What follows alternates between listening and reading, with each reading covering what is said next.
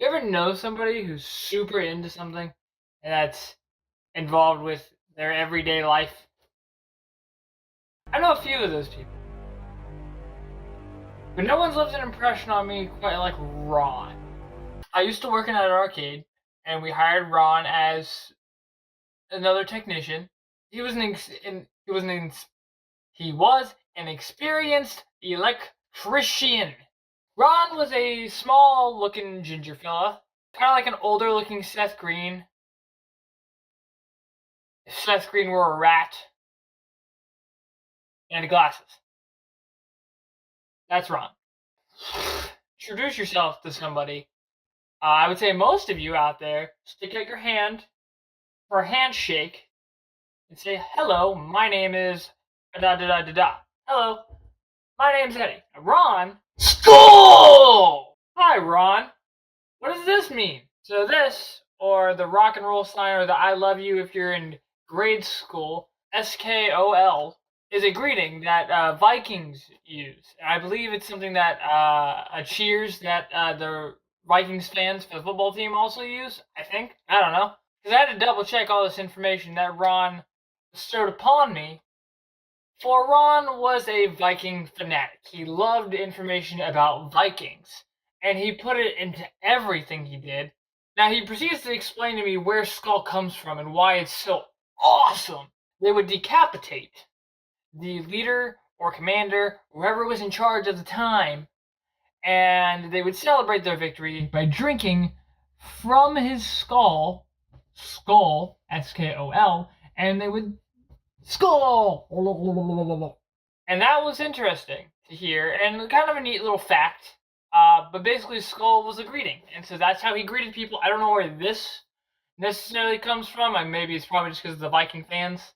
But it's a greeting for victory, and let's after a good victory cheers, let's drink from this severed head. That's probably still fresh and gross. You just drink from a normal cup. It's way more efficient. You can still share it. Cheers. Same thing.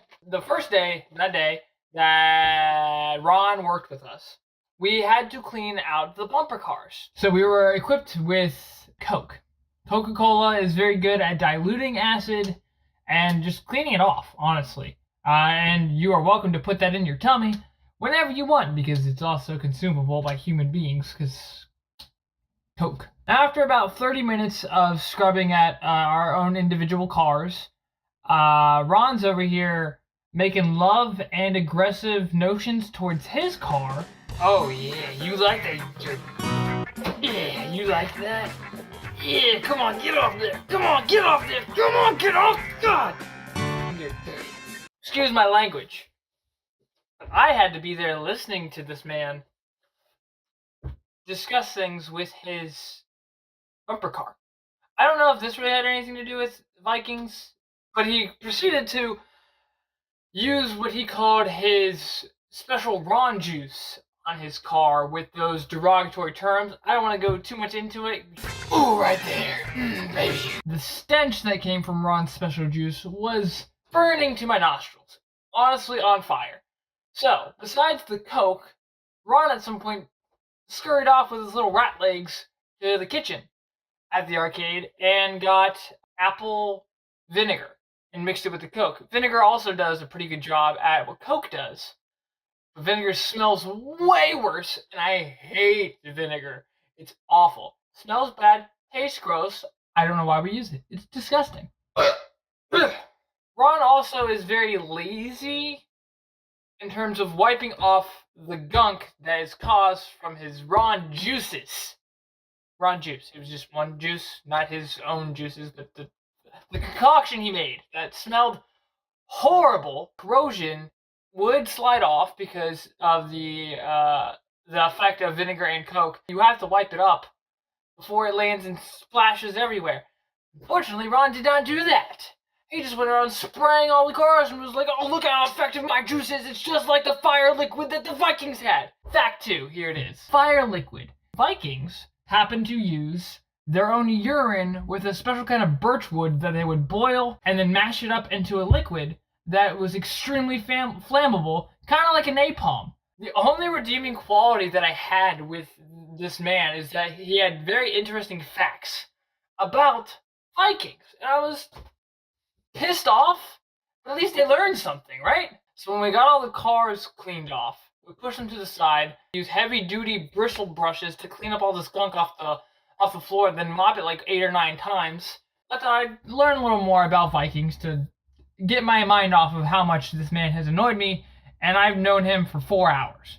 So the first thing I decided to ask Ron, hey Ron, do you happen to have like a Vikings helmet? A Viking helmet? You think Vikings wear helmets? Yeah, Ron, don't Vikings wear helmets?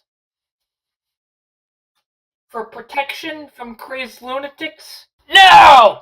Ron yelled at me for like 5 minutes about how Vikings didn't actually wear helmets, and it was an offensive stereotype to his Viking enthusiasm, his enthusiasts or whatever, that people think Vikings wear helmets.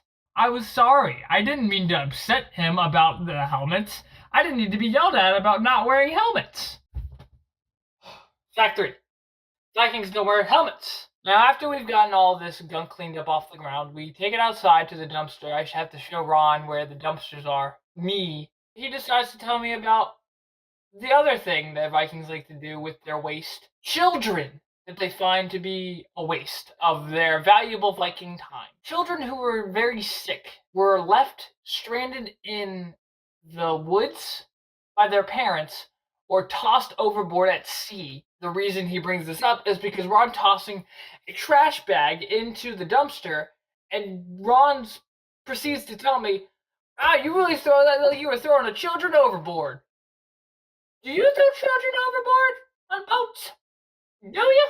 It wouldn't surprise me because later on that day, Ron decides to tell us, all disclosure, that he doesn't really know how long he's going to be with us because he has a charge pressed against him by his baby mama for domestic violence against his children. Maybe he does have a Viking ship. I never did ask him if he had a Viking ship, so maybe he does. I don't know where around here you use that, but maybe he has a Viking ship. So the following day, I am the closing technician at the arcade when it's open, and I come in. The technician before me, I thought was supposed to be training Ron, right? And I go in, and it's just him. So I thought maybe Ron went home. So I was like, oh, how did Ron do on his first day with like people? And he turns around and just loses his mind laughing. Oh my God, you have no idea, Eddie. He came in plastered drunk. Joe smelled it on him from in the office, came straight out, grabbed his arm and said, I can smell the alcohol on you. You're fired. I was told that Ron did not go down without a fight. He was screaming and yelling and cursing and sculling everybody.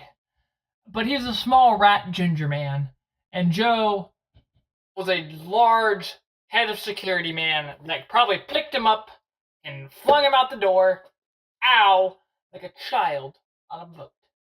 All I learned from this were 4 interesting facts about Vikings. Skull, that they used liquid napalm from their own urine, they did not wear helmets, and that they did not care for sick children. They would rather just throw them out at sea. I don't know where Ron is, but I assume he's whisked away on a boat somewhere, throwing children.